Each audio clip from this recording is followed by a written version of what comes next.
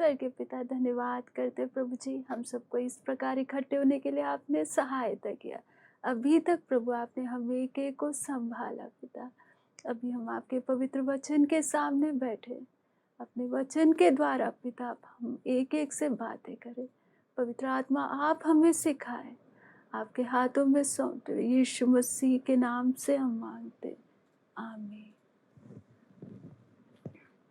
तो पिछले बार जो हम लोग विषय सीखते आ रहे हैं कि हमें हमारे जीवन को परमेश्वर की दृष्टि से समझना है, क्योंकि हमारा हिसाब किताब अलग है और परमेश्वर का सोच अलग है। इसलिए जब हमारा सोच और परमेश्वर का सोच मेल नहीं खाता, हम परेशान हो जाते हैं। हम सोचते हैं कि हमारे जीवन में ऐसा क्यों हो रहा है। इसलिए सबसे जरूरी है कि हम वचन के द्वारा परमेश्वर की सोच को समझने का कोशिश करें। इसलिए हम क्या सीख रहे हैं? वचन सीख रहे हैं, ताकि मेरे सोच के अनुसार नहीं, मुझे परमेश्वर के सोच के अनुसार अपने जीवन को देखना है।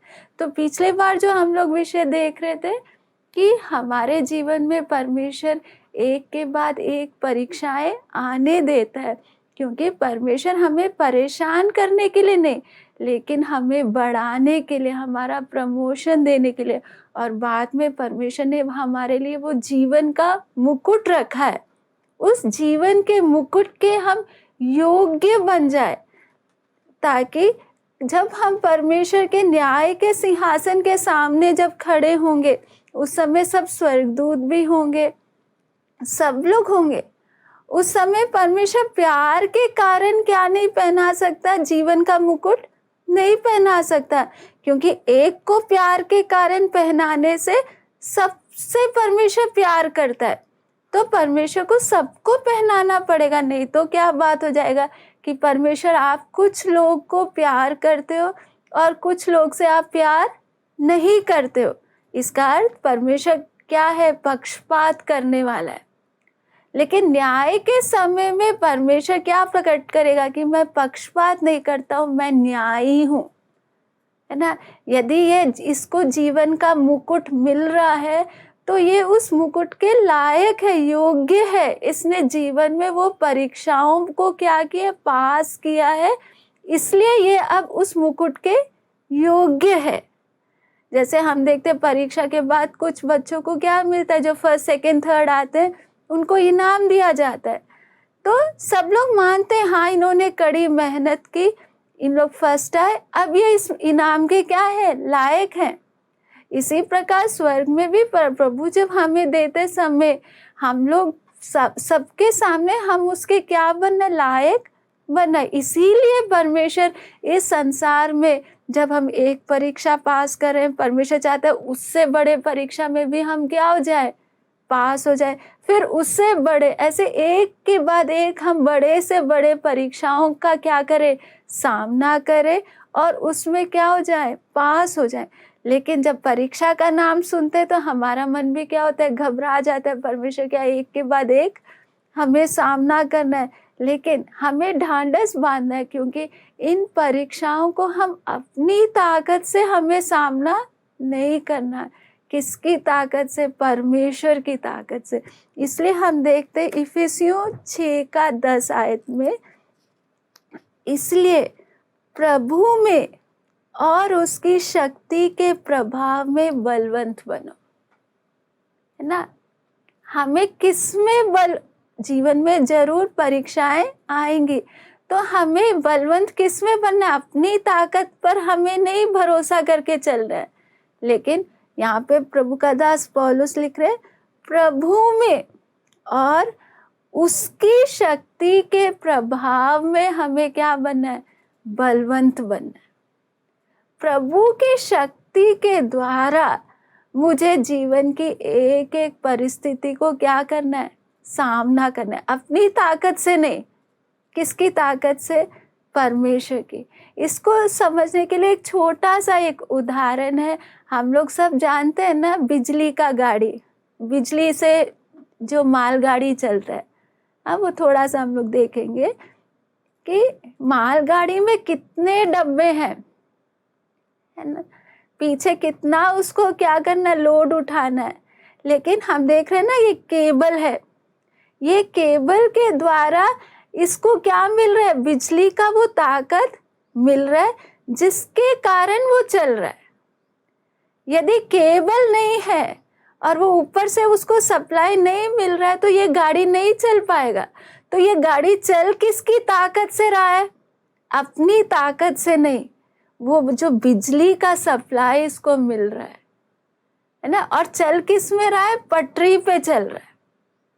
जैसे इससे बिजली से वो ताकत मिल रहा है, हम एक एक का भी केबल किस में लगा होना चाहिए, परमेश्वर में।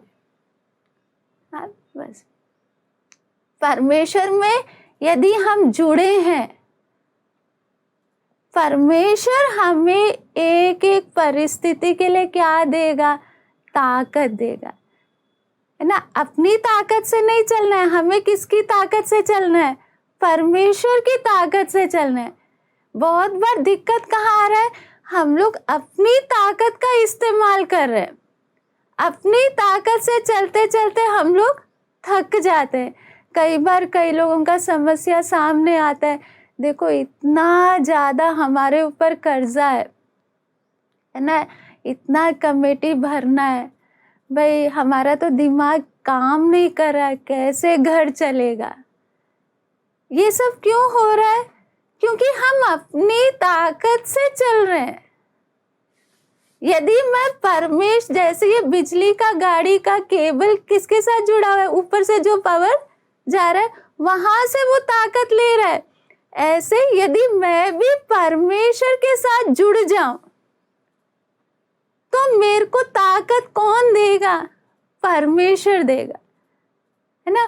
परमेश्वर के वो ताकत से मैं हर परिस्थिति का सामना कर पाऊंगी। इसलिए सबसे जरूरी हमारा क्या, इस संसार में रहते समय बहुत सारी बातें आएंगी जो हमारे सहने से बाहर है ना। बहुत सारे दुख आएंगे, अलग, अभी चलो कोरोना का था, इसके बाद कुछ भी आए, लेकिन उन बातों को सामना करना है तो अच्छे से हमें समझना है, मेरे अपने ताकत से मैं कुछ भी सामना नहीं कर सकती ना। कई बार कई लोग आके बोलते इतना कर्जा है कि आत्महत्या के अलावा कुछ नहीं सूझ रहा है, क्योंकि वो कर्जा का वो भार को क्या नहीं कर पा रहे, सह नहीं पा रहे।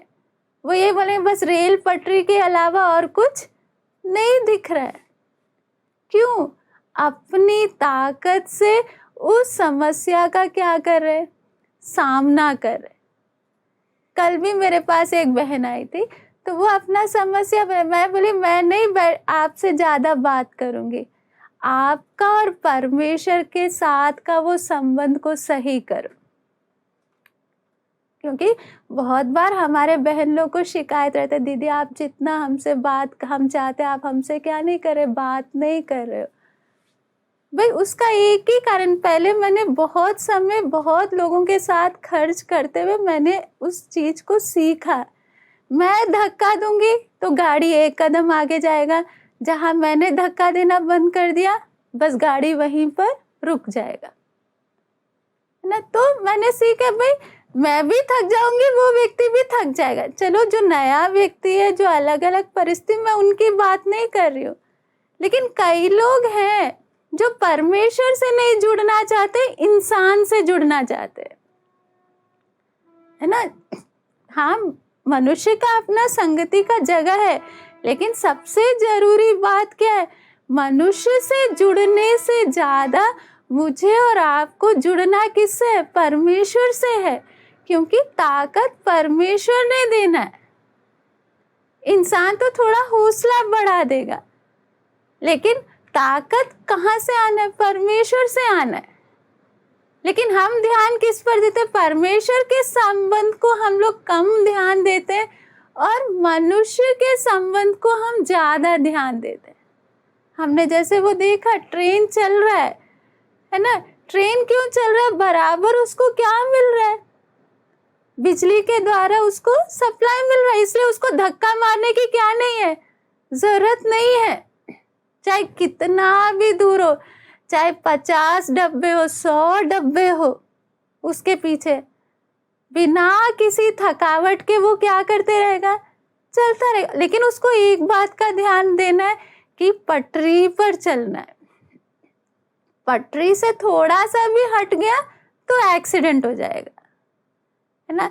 तो परमेश्वर भी क्या चाहता है, वचन के पटरी पर हम चले, वचन से हम थोड़ा भी दाएं बाएं ना हो, है ना। हम देखते हैं मूसा के बारे में, मूसा ने 32 लाख लोगों को 40 साल मरुभूमि में चलाया।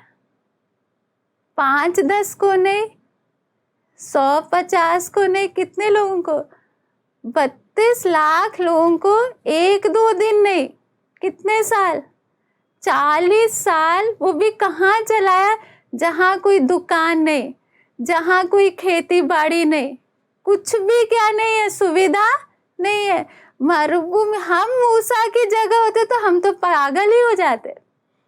प्रभु 32 लोग को कौन चलाएगा, है ना। हमसे एक छोटा सा जिम्मेवारी कई बार क्या नहीं हो पाता है। हाँ, हमारे 2 बच्चे हमें परेशान कर दे, 3 बच्चे हमें परेशान कर, हम तो आके सीधा माँ लोग मेरे पास आके, बच्चों ने तो हमारा दिमाग खराब कर दिया। खाली कितने, 3 ही बच्चे, किसी का तो मतलब 1 ही होगा, है ना। तो इसलिए हमें समझना है कि हम लोग, मूसा क्यों 32 लाख लोग को चला पाया, क्योंकि मूसा का परमेश्वर के साथ का संबंध क्या था, उतना गहरा था। मूसा परमेश्वर को आमने सामने देखता था, है ना, बातें करता था। इसलिए मूसा को ताकत कौन दे रहा था, परमेश्वर दे रहा था, अपनी ताकत से नहीं। भूल का गलती हमारे साथ क्या हो रहा है, हम कौन सा ताकत इस्तेमाल करें, अपना, है ना। तो मेन बात हमें ध्यान किस बात पर देना है, मेरे को मेरा संबंध परमेश्वर के साथ जैसा होना है, जैसा जुड़ना है, वैसे जुड़ूंगी तो वो बराबर मेरे को क्या मिलता जाएगा, ताकत मिलता जाएगा। तो इस संसार, और दूसरा बात, जैसे ट्रेन किस पे चलता है, पटरी पर चलता है। पटरी से थोड़ा सा भी बाहर हो जाए तो एक्सीडेंट हो जाएगा। दूसरा बात मेरे को ध्यान देना, मेरे को वचन के पटरी पे चलूंगी तो ही परमेश्वर का ताकत मुझे मिलेगा। वचन के पटरी से हट जाओगे, परमेश्वर का ताकत भी बंद हो जाए। यदि इन दोनों बातों का ध्यान दूंगी तो कोई भी मुझे धक्का देने वाला नहीं होगा, तो भी मैं अपने मंजिल पर पहुंच पाऊंगी, है ना। अभी हम लोग मैं ये बात क्यों बोल रही, हमारे बहुत से भाई लोग हैं जिनका बहाना क्या रहता है, देखो इतना बड़ा परिवार है हमारा, है ना, इस परिवार को हम कैसे खिलाएंगे, नौकरियां भी नहीं मिल रही। तो सोचो, मूसा के पास तो 32 लाख लोग थे, लेकिन मूसा का संबंध किसके साथ सही था, परमेश्वर के साथ सही था। इसलिए परमेश्वर मूसा को ताकत दे रहा था। आज आप चिंता से परेशान क्यों है, परिस्थिति के कारण नहीं, आपका परमेश्वर के साथ का संबंध सही नहीं है ना। कुछ ना कुछ परमेश्वर के साथ का संबंध में गड़बड़ी है, जिसके कारण परमेश्वर का ताकत आपको नहीं मिल रहा है और आप अपने खुद के ताकत से चलने की कोशिश कर रहे हो, और थोड़ा चलते ही आप थक जाते हो, फिर सोचते मेरे बस की नहीं है। तो इसलिए ध्यान देना है, सबसे पहले जीवन में चाहे कितनी भी जिम्मेवारियां हो, कितना भी बोझ हो, यदि मेरा परमेश्वर के साथ का संबंध सही है तो परमेश्वर हर परिस्थिति के लिए आवश्यक बल मुझे देगा, है ना। अभी हमने वो छोटा सा वीडियो देखा, कौन सा, उकाब पक्षी का, कैसे उकाब पक्षी तूफान के बीच में क्या करती है, उड़ती है ना। तो परमेश्वर भी हमें किसके समान बनाना चाहता है, उकाब के समान बनाना चाहता है। हम पढ़ते हैं यशाया में, यशाया 40 का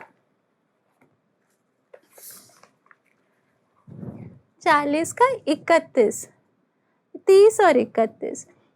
तरुण तो थकते और श्रमित हो जाते हैं और जवान ठोकर खाकर गिरते हैं, परंतु जो यहोवा की बाट जोहते हैं वे नया बल प्राप्त करते जाएंगे।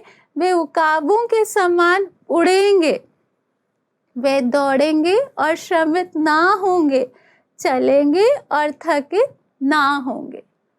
तो यहाँ पे क्या है, परमेश्वर का वचन क्या कह रहा है, परंतु जो यहोवा की बाट जोहते हैं वे नया बल प्राप्त करते जाएंगे, वे उकाबों के समान उड़ेंगे। उकाब पक्षी कैसे उड़ता है, हम लोग देखते हैं एक छोटे से कि जब तूफान आता है तब बाकी सब पक्षियां क्या करते हैं, जाकर छिपने का कोशिश करते हैं, लेकिन उकाब पक्षी तूफान का वो सहायता से, हवा का सहायता लेते हुए क्या करता है, अपना पंख फैलाकर और ऊंचाई पर जाता है।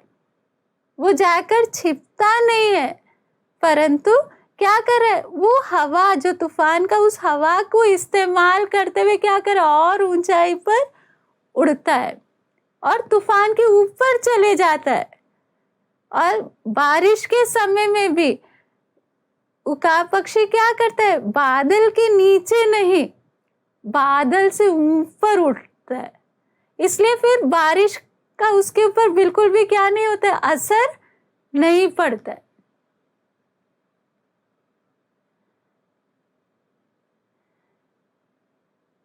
देखो बादल नीचे है और उकाब पक्षी बादल से ऊपर है।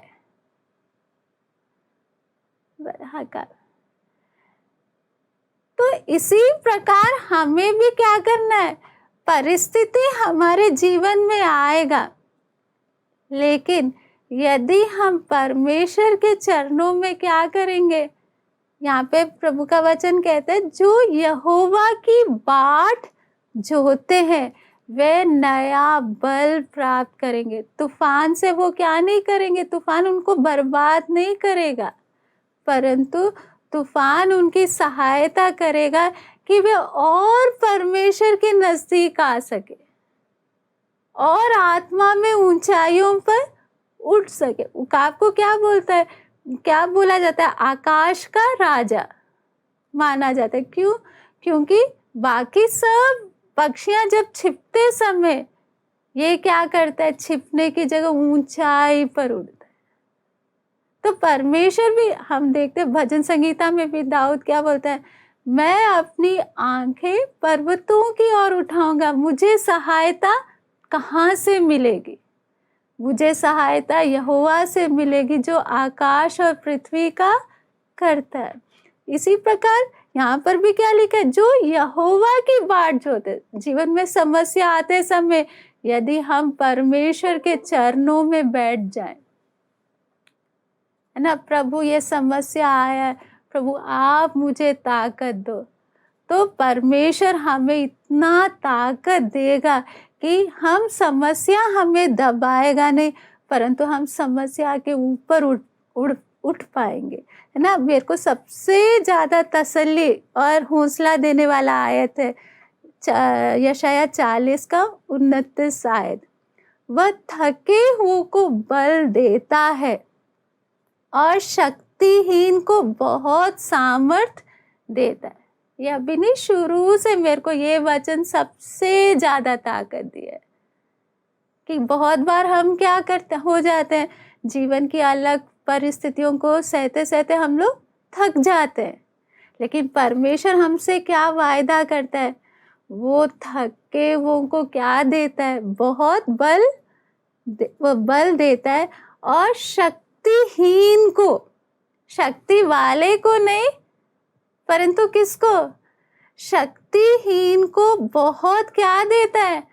सामर्थ्य देता है। इस वचन को मैंने बहुत अपने जीवन में अनुभव किया है कि बहुत बार जब परिस्थितियाँ आते समय मन जब घबराते है, कैसे सामना करेंगे इस बात का, तब परमेश्वर क्या देता है? उस परिस्थिति को सामना करने के लिए बल देता है ना। तो जब परमेश्वर ने इतना हमें कीमती वायदा दिया है कि वो हमें क्या देने को तैयार है? ताकत देने को तैयार है। तो हम इंसान की ओर ना देखें, परंतु क्या करें? प्रभु के चरणों में बैठकर परमेश्वर से हमारा संबंध को गहरा करें।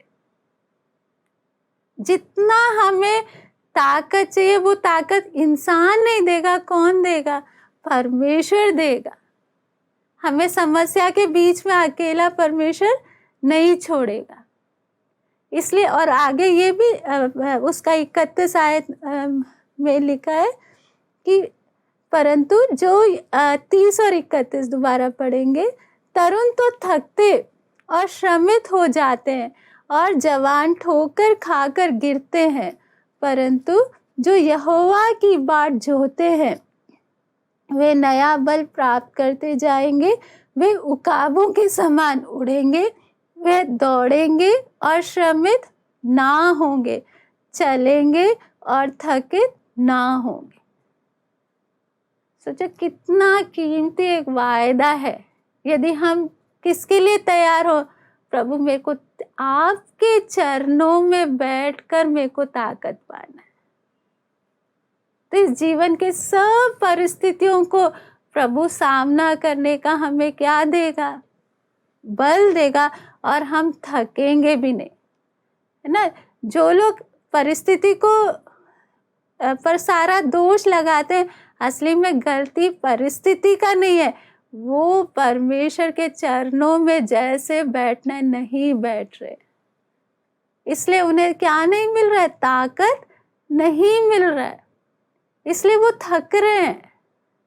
इसलिए हम लोग क्या कौन सा आदत डालें कि नहीं, मेरे जीवन में चाहे कैसा भी हालत आने दो, यदि मैं परमेश्वर के चरणों में बैठकर इंतज़ार करने को तैयार हूँ, तो आवश्यक बल कौन देगा मुझे? परमेश्वर देगा। मुझे इंसान के पास जाने की ज़रूरत नहीं पड़ेगी, है ना। तो इसलिए हमें ज़्यादा आदत किस बात का डालना है?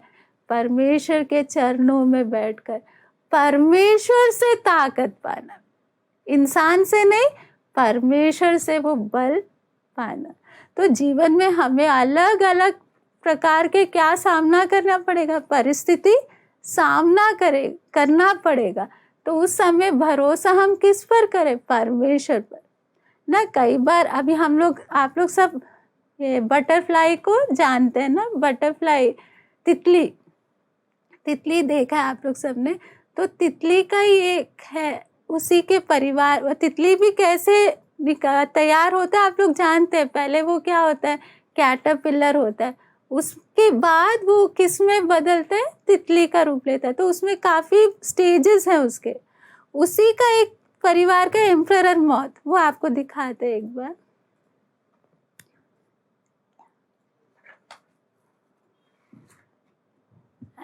वो ये कैसे वो तितली बाहर आता है, आप जो देख रहे हो, इसके अंदर से उसको बाहर निकलना है। मुंह इसका बहुत छोटा है और बाहर का वो उसको बिल्कुल भी ना दिक्कत करते हुए उसको पूरा उस छोटे से मुंह से बाहर निकलना आसान नहीं है, बहुत कठिन है ना। क्योंकि अंदर का शरीर बड़ा है लेकिन मुंह इसका बिल्कुल छोटा है। तो सोचो कितना उसको प्रेशर के साथ, कितना दिक्कत के साथ वो क्या कर रहा है? बाहर निकलने का कोशिश कर रहा है। इसी का मैंने एक बार स्ट्रीम्स इन द डेजर्ट में एक किताब है, उसमें मैंने पढ़ा था कि एक भाई थे, उन्होंने इसी को लेकर एक फ्लास्क में, एक बोतल में डाल कर रखा है कि देखो कैसे ये बाहर निकलता है। तो 1 साल तक संभाल कर रखा उन्होंने उसको। फिर जब वो बाहर निकलने का समय आया उसका, तो वो भाई भी साथ में बैठे रहे देखने के लिए कि कैसे ये छोटे से मुंह से ये कैसे बाहर निकल रहा है। तो भाई देख काफ़ी समय तक बैठ के देख रहे कि ये पूरा अपना क्या लगा रहा है, ताकत लगा रहा है, लेकिन एक जगह वो अटका हुआ है, निकल नहीं पा रहा।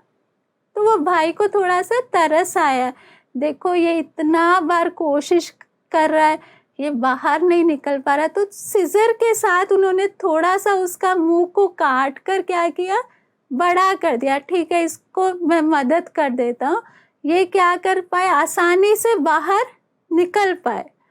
तो भाई ने जब ऐसे किया, वो तितली तो बाहर निकल कर आ गई, लेकिन उसका पीछे का शरीर पूरा फूला हुआ था और जो उसके पंख थे वो एकदम सिकुड़े हुए थे। तो वो फिर तितली की तरह बाद में उड़ नहीं पाया, क्योंकि जब वो बाहर निकलते समय जो उसका जूस वगैरह पंखों में जाकर पंख मजबूत होना, इसलिए उसको वो छोटे से मुंह से निकलते समय बहुत संघर्ष करना पड़ रहा है। तब वो क्या करता है, उसका पंख असली में अंदर क्या हो रहा होता है, ताकत पा रहा होता है। लेकिन यहाँ पर वो भाई ने मदद करने के कारण क्या दिक्कत हो गया, पंख जैसे मजबूत बनना था बन नहीं पाया और बाद में वो तितली उड़ नहीं पाया। उसी हालत में उसे रेंगते हुए चलना पड़ा। वो भाई ने सोचा मैं इसका क्या कर रहा हूँ, थोड़ा फायदा कर रहा हूँ, लेकिन फायदा की जगह उसका क्या हो गया, नुकसान हो गया। भाई सोचा इतनी देर से ये क्या कर रहा है, संघर्ष कर रहा है, तो थोड़ा सा इसका क्या हो जाए, मैं इसका संघर्ष को कम कर दूं। इसी प्रकार जीवन में बहुत बार हम लोग जब संघर्ष करते हैं, है ना, दुख, हम लोग भी कई लोग को देखते हैं कि भाई इन लोग के जीवन में इतना समस्या चल रहा है, चलो कैसे भी इनका समस्या क्या हो जाए, हल हो जाए।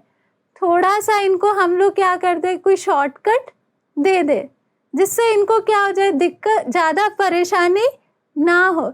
लेकिन परमेश्वर हमारे जीवन में कुछ भी करता है, चाहे वो थोड़ा ज़्यादा हमें लंबा लगे, लेकिन हर बात के पीछे परमेश्वर को एक योजना है, कुछ तैयारी हमारे अंदर चल रहा है। लेकिन हम अपना बुद्धि को इस्तेमाल करते हुए जब हम शॉर्टकट का वो रास्ता अपनाते हैं, तो जो काम हमारे अंदर होना है वो अधूरा रह जाएगा। और बाद में जैसे वो तितली बाद में उड़ नहीं पाया, थोड़ा सा वो मदद के कारण बाद में उसको क्या करना पड़ा, रेंगना ही पड़ा। ऐसे ही परमेश्वर जिस काम के लिए हमें तैयार कर रहा है, उस काम के लिए हम क्या नहीं, सही से तैयार नहीं हो पाएंगे। इसलिए हमें परमेश्वर पर भरोसा रखना है कि परमेश्वर आप मेरे साथ कुछ भी कर रहे हो, उसके पीछे आपको एक योजना है।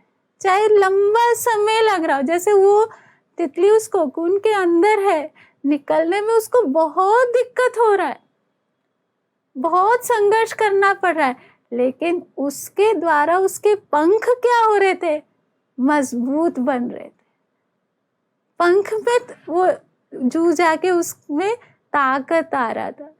इसलिए हमारे जीवन के हर छोटे से छोटे बात में हमें समझना है परमेश्वर का कुछ ना कुछ यूज है। अभी हमें दिक्कत लग रहा है, बाद में जब तितली उड़ती है तब उसको समझ में आता है कि हाँ भाई ये सब कुछ हुआ मेरे फायदे के लिए हुआ। इसलिए हम पढ़ते हैं रोमियो 8:18 में,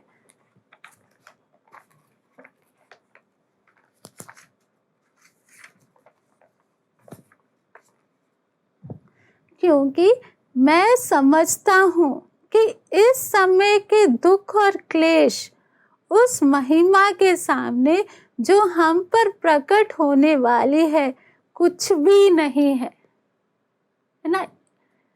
इस समय के दुख और क्लेश, अभी तो हमें खाली क्या ही दिखाई दे रहा है, प्रभु ये समस्या वो समस्या, लेकिन इन समस्याओं के द्वारा जो परमेश्वर काम हमारे जीवन में कर रहा है वो जब प्रकट होगा, आगे क्या लिखा है, उस महिमा के सामने जो हम पर प्रकट होने वाली है कुछ भी नहीं है ना। तब जब परमेश्वर जो हमारे अंदर परिवर्तन लाना है, जो काम के लिए हमें तैयार कर रहा है, वो काम जब हमारे जीवन में प्रकट होगा तो पीछे मुड़कर जब हम लोग याद करेंगे जो जो परिस्थिति से हम गए, तो तब हमें समझ में आएगा प्रभु इस काम के लिए आप मुझे तैयार कर रहे थे, उसके लिए जो भी दुख आए वो तो कुछ भी नहीं है, मैंने तो उसके सामने ये कुछ भी नहीं सहा। इसलिए हमेशा हमें क्या करना है, परमेश्वर पर भरोसा करना है कि परमेश्वर हमारे साथ बुरा नहीं करता। यदि हम परमेश्वर के वो वचन के पटरी पर चल रहे हैं, पटरी से जब हट जाते हैं तो जिम्मेवारी किसका नहीं है, परमेश्वर का नहीं है। फिर जो एक्सीडेंट होता है, जो कुछ होता है, उसकी जिम्मेवारी हमारी खुद की है। इसलिए ध्यान देना है कि मुझे परमेश्वर के वचन के अनुसार क्या करना है, चलना है। प्रभु एक एक परिस्थितियों के द्वारा हमें तैयार कर रहा है। हाँ, इसके साथ साथ हम पढ़ेंगे हबक्कुक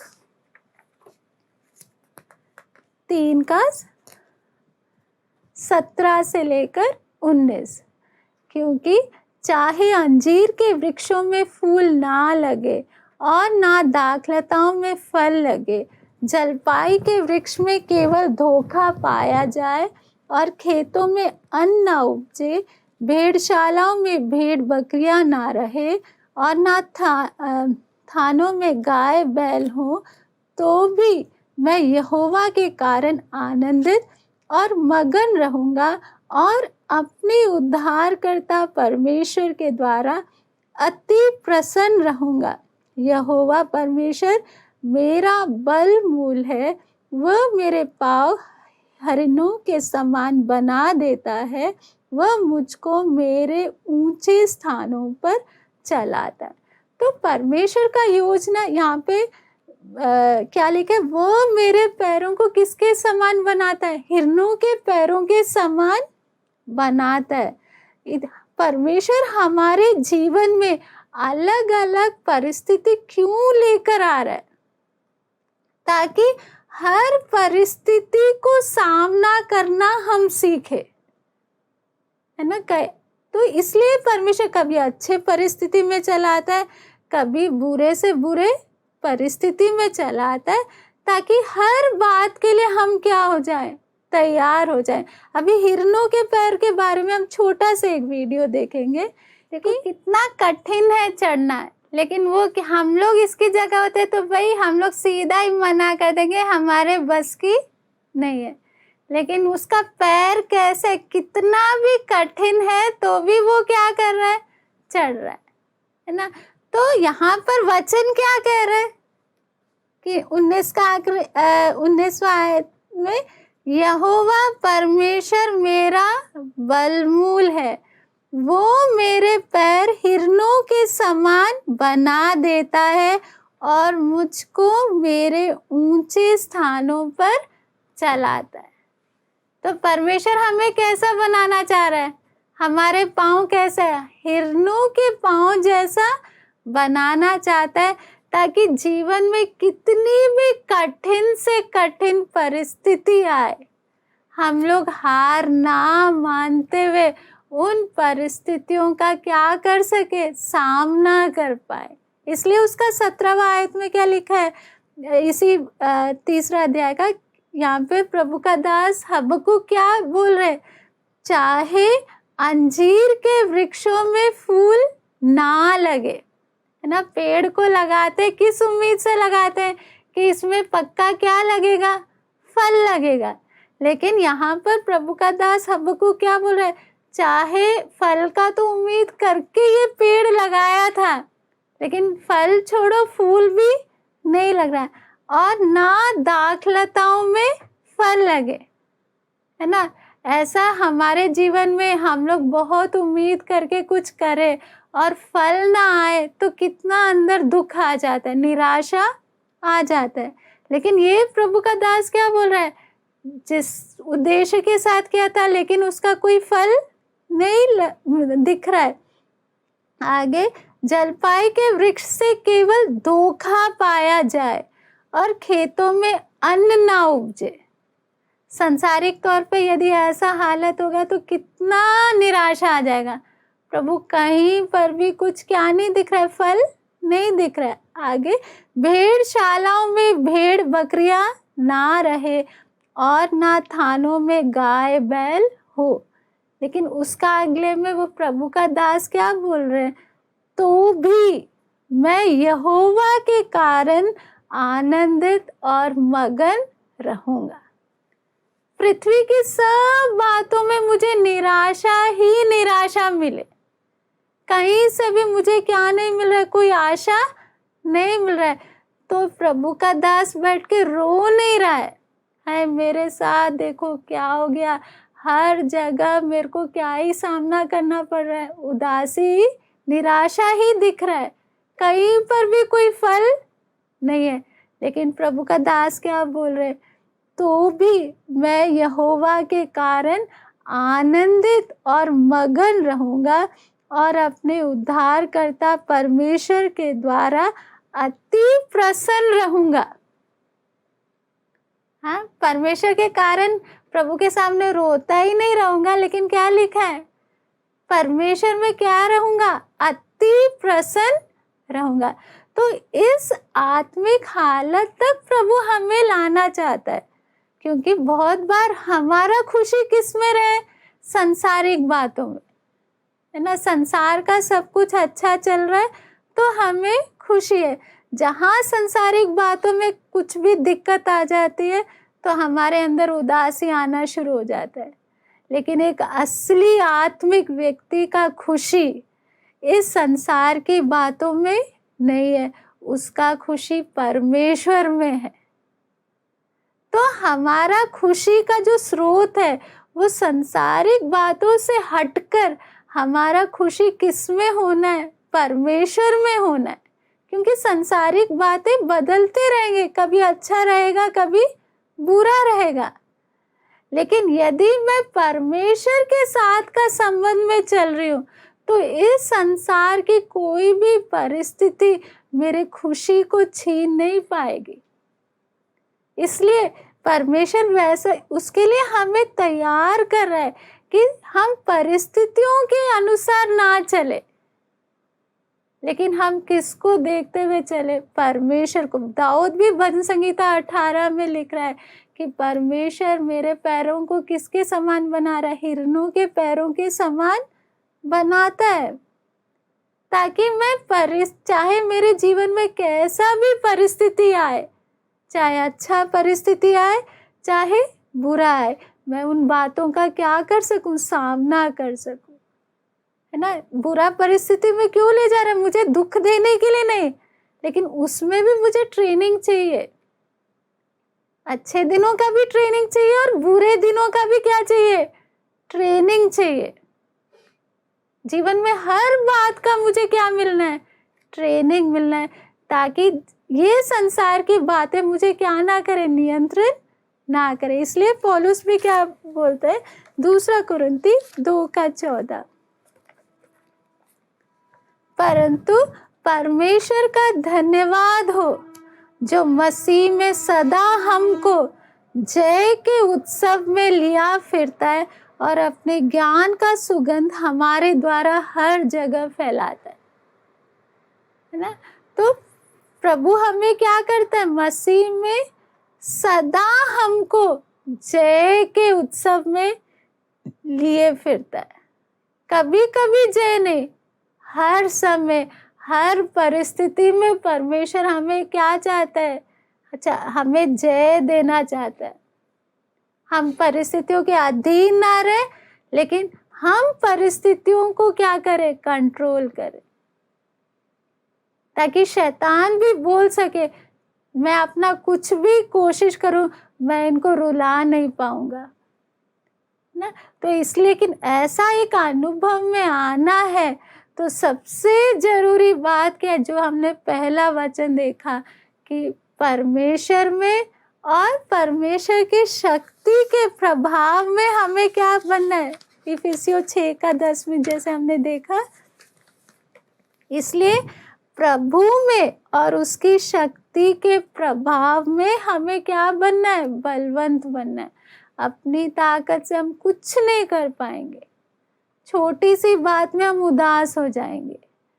लेकिन यदि हम प्रभु के साथ जुड़े रहेंगे, प्रभु से ताकत पाएंगे, तो जैसे वो रेलगाड़ी आराम से चल रहा है, चाहे उसके पीछे कितने भी डब्बे हो, उसे कोई दिक्कत नहीं है, क्योंकि उसे क्या मिल रहा है? ताकत मिल रहा है।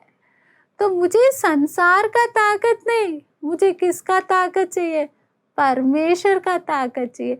परमेश्वर का ताकत चाहिए तो परमेश्वर के साथ का संबंध पर मुझे सबसे ज़्यादा क्या देना पड़ेगा? ध्यान देना पड़ेगा।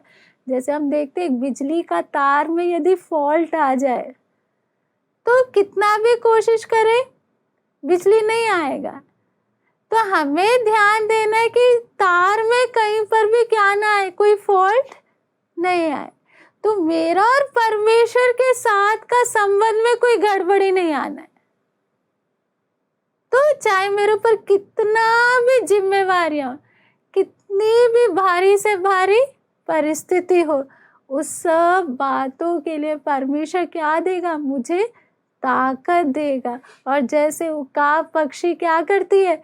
तूफान के ऊपर उड़ती है, तूफान के कारण डर के छिपती नहीं है, वो और ज़्यादा ऊंचाई पर उड़ती है।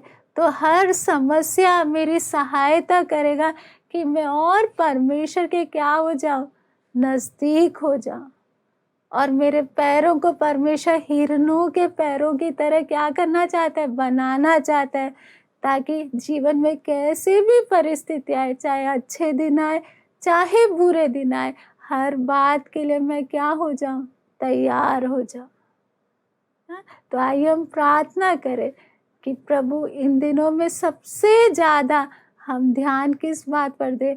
मेरा और परमेश्वर का संबंध कैसा है, उसमें कहीं पर भी क्या ना आए, कोई गड़बड़ी ना आए, और मैं परमेश्वर से ताकत पाऊँ। आइए हम प्रार्थना करें। हालेलुया। स्वर्गीय पिता, धन्यवाद करते प्रभु जी, आपके वचन के द्वारा प्रभु आपने सीखने के लिए सहायता किया कि कैसे प्रभु आप हमारे पैरों को हिरनों के पैरों की तरह बनाना चाहते। उसके लिए प्रभु आप हमें अलग अलग अनुभवों से ले जाते समय पिता, परिस्थितियों को देखकर उदास होने के लिए नहीं, लेकिन प्रभु आप जिस प्रकार हमें बनाना चाहते हैं प्रभु, हमें बनने के लिए आप सहायता करें। परिस्थितियों को देख के उदास होने के लिए प्रभु मौका ना दे, लेकिन आपसे बल पाते हुए पिता एक एक दिन आपकी इच्छा के अनुसार आगे बढ़ने के लिए आप सहायता करें। आपके हाथों में अपने जीवनों को सौंपते हुए यीशु मसीह के नाम से हम मांगते हैं। आमीन।